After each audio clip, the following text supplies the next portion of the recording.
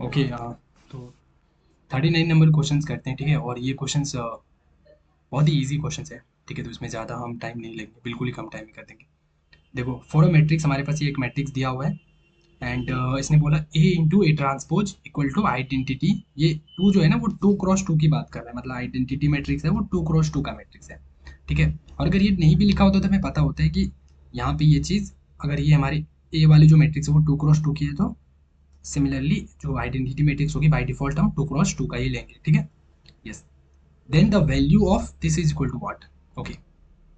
तो देखो, थोड़ा सा सोचना, इससे पहले हमने एक क्वेश्चन किया है जिसमें हम कंपेयर करते हैं। कंपेयर वर्ड, जैसे इस टाइप की चीज़ें आ रही हो तो हमें समझ में आना चाहिए कि कंपेयर करने से आएगा चीज़ें। देखो कंपेयर कैसे करना है, देखो ए इंटू ए ट्रांसपोज जो इसने बोला है, तो हमने ए लिया और ए ट्रांसपोज लिया, तो ए वाली मैट्रिक्स हमारी ये है, ठीक है। ये हमारी ए मैट्रिक्स है। देख लो, ये एज इट इज हमने यहाँ पे उतारा है। और ए ट्रांसपोज, ट्रांसपोज का मतलब क्या होता है, ये जो हमने ये वाली है वन एंड ये वाली चीज, ये हमने यहाँ पे लिख दिया, समझ रहे हो। रो को हमने कॉलम में लिख दिया। फिर ये सेकंड रो है अल्फा बीटा, और उसको हमने कॉलम में लिख दिया, सेकंड कॉलम में अल्फा बीटा, समझ रहे हो। ये इसका ट्रांसपोज हो गया, ठीक है ना। ए इंटू ए ट्रांसपोज, दोनों को हमने मल्टीप्लाई कर दिया। तो जब मल्टीप्लाई करोगे, this multiply this plus this multiply this, तो ये चीज बनेगा। कर लेना, ये बहुत ईजी चीज है, बहुत ईजी चीज है, ये खुद से कर लेना, ठीक है। जब करोगे तो ये पूरी चीज मिल जाएगी। अब इस चीज को हमें किसके इक्वल करना है, आइडेंटिटी मैट्रिक्स के इक्वल, टू क्रॉस टू, मतलब ये दो रो और ये दो कॉलम, ये first row second row, first column second column, तो दो रो दो कॉलम, राइट। ओके। अब इक्वल करने का मतलब हुआ यहाँ पे कि ये वाली element equal to this, this is equal to this, and this is equal to this, and this is equal to this. Compare करेंगे तो हम इजी से करेंगे। यस। तो देखो, सबसे पहले हमने क्या किया, दिस इक्वल टू दिस कर लिया, यहाँ पे इक्वल है। तो देखो, one plus alpha square equal to one लिख दिया हमने, ठीक है। यस। अब हम चलते हैं इधर, यहाँ पे हमें क्या करना है, alpha square plus beta square, ये वाली चीज हमने कंपेयर किया, दिस प्लस दिस, ठीक है। ये हमारे ये कर दिया, और हमारा ये दोनों जो सेम ही है, alpha into one minus beta, alpha into one minus beta, और इसका भी जीरो के इक्वल होगा यहाँ वाला, और ये एलिमेंट भी इसके इक्वल जीरो होगा, राइट। तो हमने एक लिख दिया, ठीक है। यस। अब हमें क्या निकालना है, यहाँ से अल्फा और बीटा का वैल्यू निकालना है, ठीक है ना। देखो, अब यहाँ से देखो क्या होगा, यहाँ से थोड़ा सोचना। अगर मैं ये वन इधर कर देता हूँ तो क्या बनेगा, ये मैं इधर से करता हूँ, ठीक है। देखना, यहाँ पे अल्फा स्क्वायर इक्वल टू क्या हो जाएगा, ये वन पहले से था और ये वाले वन इधर किया मैंने माइनस वन, तो ये क्या बन गया, जीरो हो गया। Alpha square equal to zero, तो अल्फा इक्वल टू भी क्या हो गया, जीरो ही हो गया। अल्फा की वैल्यू मिल गई, हाँ बिल्कुल मिल गई। अब अल्फा की वैल्यू चाहे आप यहाँ पे रख दो, चाहे आप यहाँ पे रख दो, बीटा की वैल्यू मिल जाएगी। मिलेगा या नहीं, हाँ बिल्कुल मिल जाएगा। देखो यहाँ पे हम रखते हैं तो देखो, जीरो का स्क्वायर तो जीरो हो गया, तो यहाँ पे क्या बन गया, zero plus beta square equal to one. So beta equal to क्या हो गया मेरे पास, beta beta like beta square equal to कितना हो गया, one. So beta equal to क्या हो जाएगा मेरे पास, प्लस माइनस वन, ठीक है। अब यहाँ पे देखो, अब यहाँ पे अल्फा की यहाँ पे भी अगर तुम जीरो रखोगे तो यहाँ से तुम्हें बीटा मिल जाएगा, ठीक है। यहाँ पे देखो, अगर तुम जीरो रखते हो तो अल्फा की जगह पे जीरो रखा तुमने, आ, हाँ, यहाँ पे यहाँ से क्या मतलब होता है, यहाँ से ये मतलब होगा कि आप ऐसा कर लो, ठीक है। ऐसा करने का मतलब होगा कि या तो आप अल्फा इक्वल टू जीरो ले लो, ठीक है। तो वन माइनस बीटा जो है वो आपका जीरो नहीं होगा।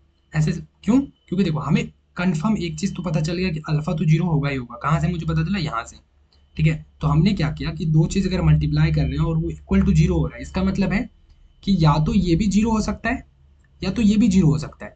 दोनों जीरो हो जाए तो भी सही है, एटलीस्ट कोई एक तो जीरो होना ही पड़ेगा, तभी हमारा ये चीज जीरो बनेगा, ठीक है ना। तो हमें पता है कि अल्फा तो जीरो मेरा पहले से ही आ रहा था, तो हमने यहाँ पे जीरो रख दिया। और मैंने ये कर लिया कि इसको भी समझ लो, ऐसे ही सिंपली समझ लो, ठीक है। वन माइनस बीटा, हाँ इसको भी जीरो, कोई दिक्कत ही नहीं है। तो बीटा इक्वल टू क्या हो गया, वन हो गया, समझ रहे हो। तो यहाँ से भी समझो, यहाँ से भी समझो, तो सिंपल तुम्हें देखो कि बीटा का मान वन हो रहा है, ठीक है। वन बोलो प्लस माइनस वन, तो इसने क्या बोला, हमें पता चल गया alpha equal to zero and beta equal to, क्या कर लो, बीटा इक्वल टू तुम माइनस वन ले लो या प्लस वन ले लो, ठीक है। कोई फर्क नहीं पड़ेगा। क्यों नहीं फर्क पड़ेगा, क्योंकि देखो यहाँ पे इसने बोला कि अल्फा की पावर फोर प्लस बीटा की पावर फोर मुझे बताओ। इसने बोला कि भैया मुझे अल्फा की पावर फोर प्लस बीटा की पावर फोर क्या होगा वो बताओ। तो मैंने बोला अल्फा की वैल्यू तो जीरो है, तो जीरो की पावर फोर करो, प्लस बीटा की वैल्यू कितनी है, जो भी लेना है आपका मैंने ले लो, ठीक है।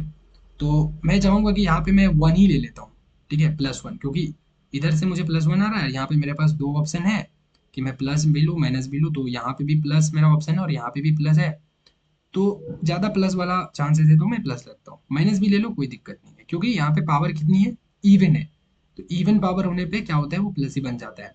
माइनस वन अगर ले लोगे, माइनस वन की पावर फोर करोगे तो क्या होगा, ये दोगे जीरो प्लस ये क्या बन जाएगा वन, दैट इज वन। सो ये हो गया मेरे पास, इसकी वैल्यू वन आ गई। अगर तुम वन भी लोगे तो भी वन ही आएगा, यहाँ पे अगर वन रखोगे तो भी आंसर वन आएगा।